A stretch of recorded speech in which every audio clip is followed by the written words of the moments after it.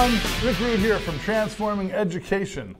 You ever had one of those days when your student's behavior was just off? Where you felt crowd control was slipping away from you and you didn't know quite how to get it back without yelling or shaming or doing one of those things that we all know that we shouldn't do? Have you ever had that one kid whose behavior was just a puzzle? Everything you did to try and connect and redirect and shift modalities, it just didn't work.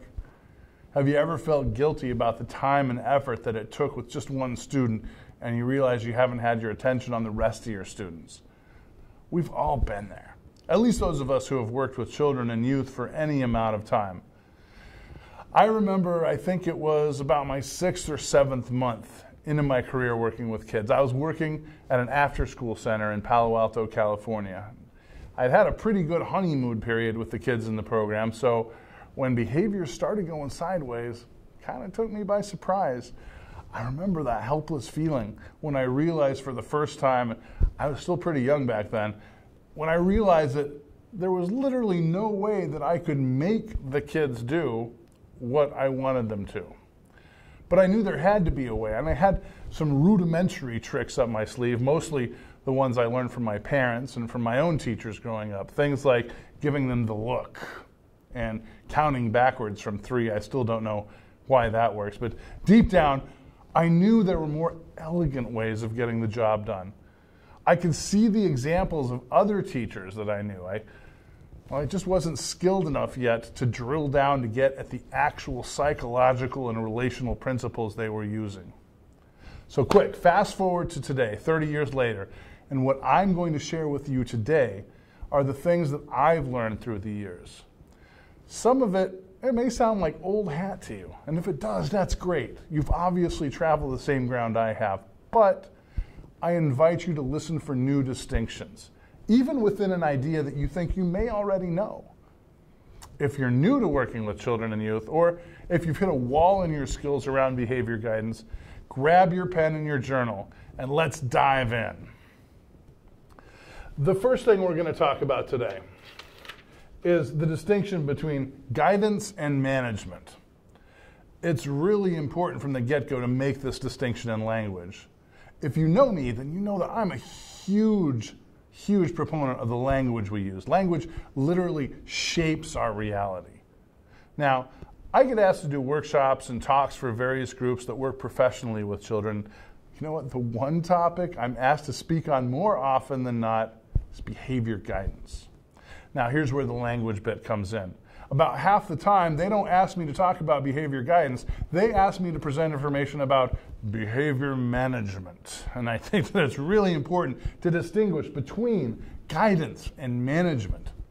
If you step back and really think about it, as education professionals, as coaches, as counselors, teachers, we're in a people business. And in my experience, when you're dealing with people, they want to be guided, not managed. Children and youth are not an exception to this. I like to think of it this way. We guide people, but we manage things. You can manage the heck out of your schedule, out of your curriculum. You can manage your calendar and your environment. But when you try to manage children and youth, you set up a dynamic that really negates the humanity of the children and youth you're working with. Certainly, in the case of an emergency, you want to manage the children, making sure they get out of harm's way. But short of that, we're not in the business of people management. We're going to leave that for the scheduling managers at fast food joints. Those of you that work there know exactly what I mean. What we want to do is guide children and guide their behavior. We're all on a learning continuum, and children and youth, well, they're the master experimenters when it comes to testing and trying out what behaviors get what results. And it's us, you and I, who are there to guide them and give them feedback about their behaviors. Sometimes their behaviors are appropriate for the situation, and sometimes they're not. It's up to us, really. If you want to know what I think as teachers, it's not just up to us. It's literally what we do, literally our job. We guide the children and youth through our response to their behavior and to the behavior we model for them. If you find yourself getting frustrated around kids and their behaviors, My guess is it's probably because you're trying to manage them. I suggest reframing it linguistically and reminding yourself that you are here to guide these behaviors and how these kids interact with the world. Once you've reframed it linguistically to guidance, then frustration subsides as your relationship with the student and their behavior subtly shifts. Now, the second thing we want to talk about in terms of behavior guidance is to begin with the end in mind. We hear a lot in our classes and workshops about the word intention. We're asked to bring intention into our classrooms in everything from curriculum to the daily schedule to how we dismiss kids for recess. When we begin with the end in mind, we bring intention to our relationships and we bring intention to our ability to guide. Now, first off, I have to give credit where credit is due. I did not come up with the phrase, begin with the end in mind. That idea is one of the 7 habits of highly effective people. That's a framework famously designed by Stephen Covey way back in 1989. If you haven't read the book, The 7 Habits of Highly Successful People, then please stop this video, put down whatever you're doing, and go read that book. Seriously. Push pause. Okay, you're back, and we've read that book. We learn from Covey, when we look at the long view, when we think about the end we'd like to achieve before we take any action, then we're more focused. We strategize actions and communications that are highly effective.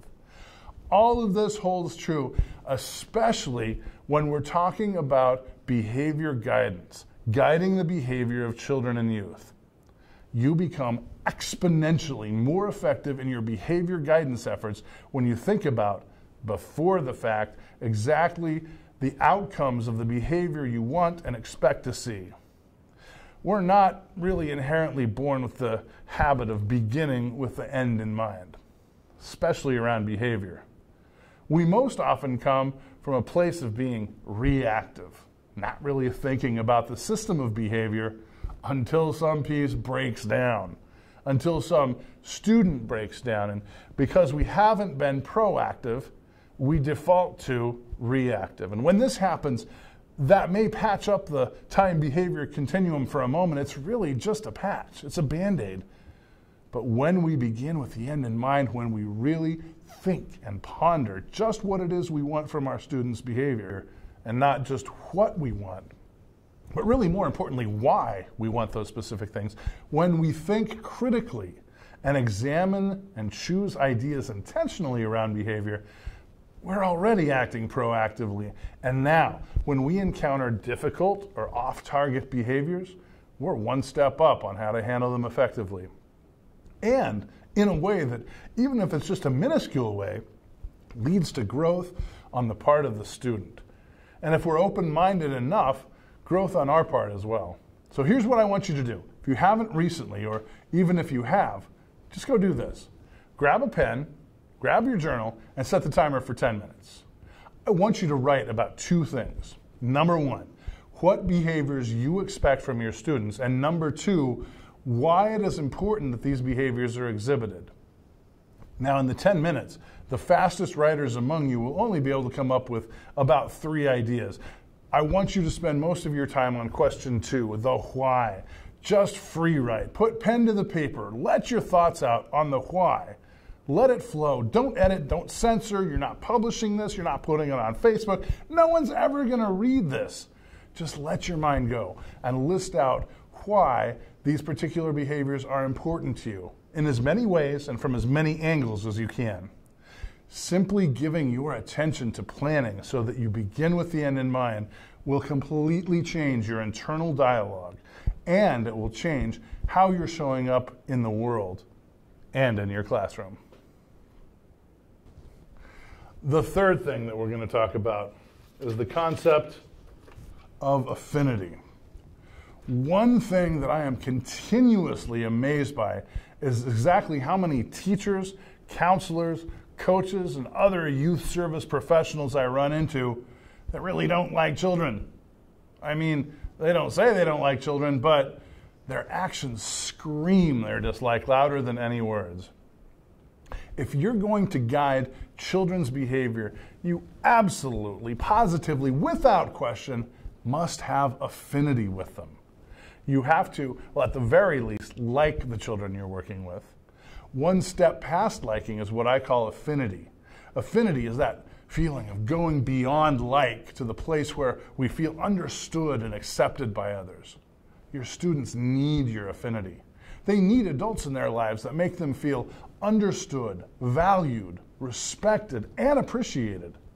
This isn't some Pollyanna smile like an idiot theory. It doesn't mean you tolerate inappropriate behavior, but what it means is the fabric should be that of affinity. It means you accept your mantle as a role model, but you approach behavior guidance conversations and situations from a place of respect and being on the same team. When you develop this affinity to deep levels, you find that the one thing that starts to go missing is resistance. Affinity, in many ways, is the opposite of resistance. When you meet resistance, look first at your own attitudes around and toward the child or children. Do you like them? Do you respect and do your best to understand them? Do you value and appreciate them? The more you communicate these values of affinity, the more resistance will decrease. For more on the psychological reasons for this, I highly recommend you read Bill Wilmot's book, Dyadic Communication. Wilmot talks at length about relationships and how self-fulfilling prophecies work through what he calls dyadic regression, which is really the process that increases resistance in behavior guidance contexts. For those of you who like to geek out on that sort of psychological stuff, that book is a great one. If you're not, you're going to have to take my word for it. As affinity increases, resistance decreases. The next part we're going to talk about, number 4, is developing a role model mentality. There's a quote that I absolutely love from Robert Fulghum's book, All I Needed to Know I Learned in Kindergarten. It says, don't worry that the kids don't listen to you, worry that they're always watching you. So much is true in that quote. We all know that kids are like sponges, assimilating and learning and sorting and managing all sorts of new knowledge. Sometimes we forget how new everything is to a younger person. These years are called formative for a reason. Kids are always forming ideas and thought patterns, and those ideas and thought patterns form the basis of how they think about and how they show up in the world. As adults, we often forget that much of what children and youth learn doesn't come so much from the words that we say, but rather they observe about how we act and interact and communicate with them and how we communicate with others in the world. They're building metastructures in their brain, and parents, peers, and significant adults such as teachers play a huge role in how they sort out just exactly how the world works. With that background, I would urge and implore all educators to begin thinking of themselves as role models and take on a role model mentality. Again, just the background knowledge and awareness that we are role models for these children begins to shift our practice and shift our communication. This is a great thought to journal about. What does being a role model mean to you? Go grab your journal, grab a pen. What are the implications of being a role model? I highly recommend giving this idea more than just a passing glance. We need to think deeply about how we role model our actions and our communication. How we act when we think no one is looking or listening, is it congruent with who we are? If it isn't, you can bet that children and youth are going to be the first ones to notice. A huge contributor to how we role model is how we communicate. How do we talk to children and youth? How do we address and communicate with their families? How do we communicate and talk with other adults around the classroom? We really need to plan out what we want this communication to look like and be, and then live into it fully. When we are congruent with our communication and actions, behavior guidance becomes smoother and more natural. It enters a state of flow. We don't send mixed signals between our words and our actions and our day-to-day communication. When all our verbal and nonverbal communication is in alignment, then our message gains clarity, traction, and it's easier to understand and assimilate from the student's point of view. The last item that we'll talk about is perhaps the most important one. If there is one thing, one distinction that you come away with in today's conversation about behavior guidance, make it this one. All behavior guidance is nothing except a game of influence. Step back and think about it. As humans, we can't really make anyone do anything, including children.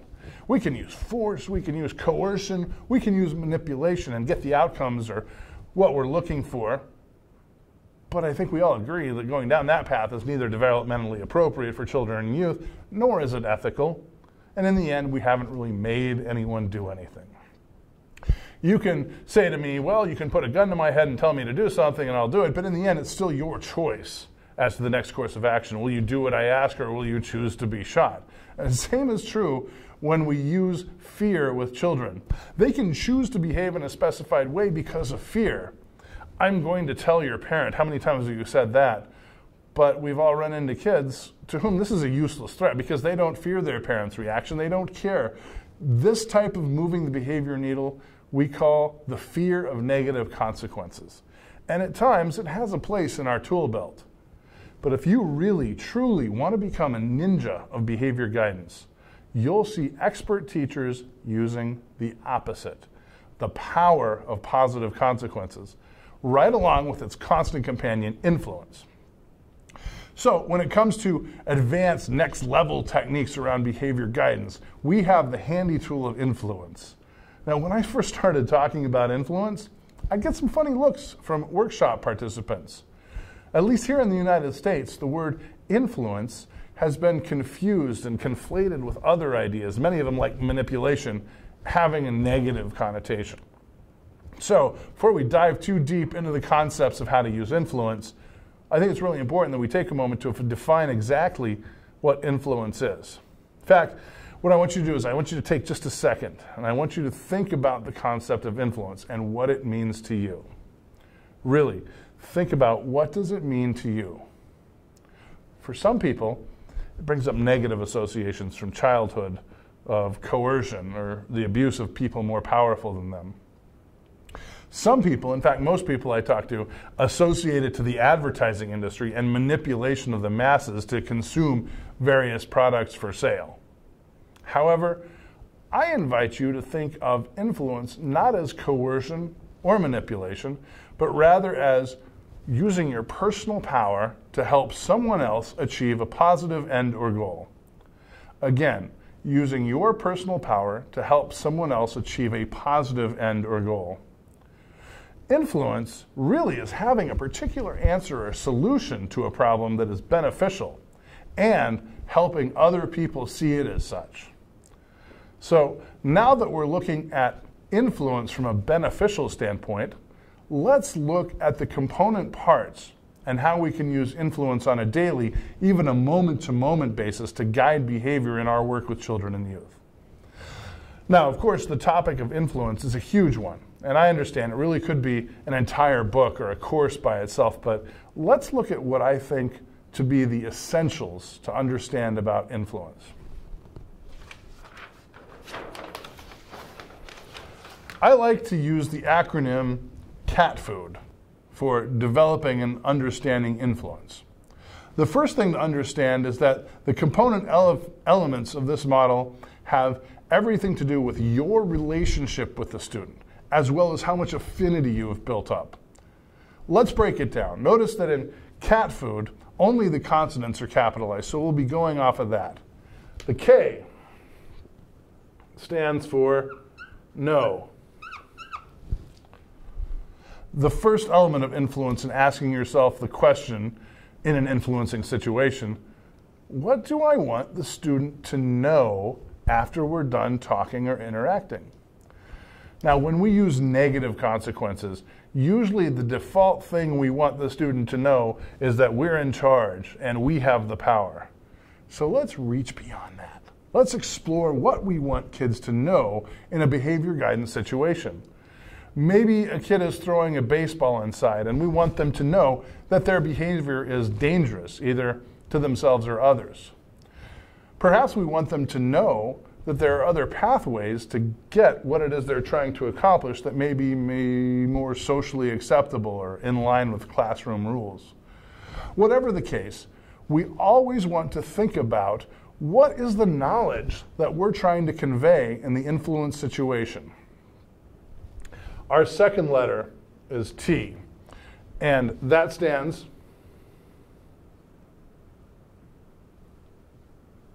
for think. In the influencing situation, we want to be clear on what it is we want the other person to think. It takes some thought on our part as well. Many times, we just want the student to be able to think through this in similar situations independently so that they can reach logical conclusions on their own. Other times, maybe we want them to think about other people. Empathy. Take a few moments in an influence situation to consider just what it is that you want the student to be thinking. The third letter is F. And this one is hugely important. We need to be mindful of what, after the behavior guidance interaction, we want the child or youth to feel. Many times when we, quote, put the hammer down, we fail to think about how the child feels after the interaction. Many times, especially in power struggles, we cause the child to feel resentment or anger, which usually signifies that the problem or a relative of that problem is going to come back again. If we're truly looking for shifts in behavior patterns, we want the student to walk away feeling empowered and that we respect them and their growth. Be very careful with this one. Pay close attention to how the student feels after the interaction. Finally, the fourth letter. This is the one we usually jump ahead and just jump on in behavior guidance, and that is the D, stands for do. What is it exactly that we want the student to do at the end of this conversation and interaction? Maybe, like in the case of the baseball, we want them to put the baseball away, or we want them to take it outside. This all goes back to what we were talking about with Covey's begin with the end in mind. Really think, what is the next right action that you'd like to see done at the end of this behavior guidance interaction? Take some time to think about this and make sure that the conversation stays on the path to that destination. It's easy to get waylaid. So there you have it, cat food. The basics of influence are being present to what you want the child or youth to know, think, feel, and do at the end of the conversation or interaction. Remember those 4 items, and you are well on your way to becoming an expert in the game of influence. So, I hope the 5 tips and tools we've talked about today under the topic of behavior guidance have been helpful. And I hope that they will elevate your knowledge, skills, and abilities in this area. First, remember the distinction between guidance and management. Always use that linguistic distinction. Second, always begin with the end in mind. If you don't have a target, how can you hit it? Third, develop your skills of affinity with the students and families you serve. It will go a long way towards your ability to be successful in the behavior guidance arena. Fourth, very importantly, develop your own role model mentality. How you show up in your classroom is really a product of your mindset, how you think. It's time to seriously take on being a role model. Last but not least, remember, it's all a game of influence. You amplify your influence by remembering cat food. Pre-plan, be present to what it is exactly that you want your students to know, think, feel, and do. When you constantly go through this and master this, you're going to see your influence shoot through the roof. I know behavior guidance is an area of constant concern in the education field. And again, if you apply these principles, it will raise your skill level and confidence in the area of behavior guidance. Thanks for hanging out with me today. I'll see you soon.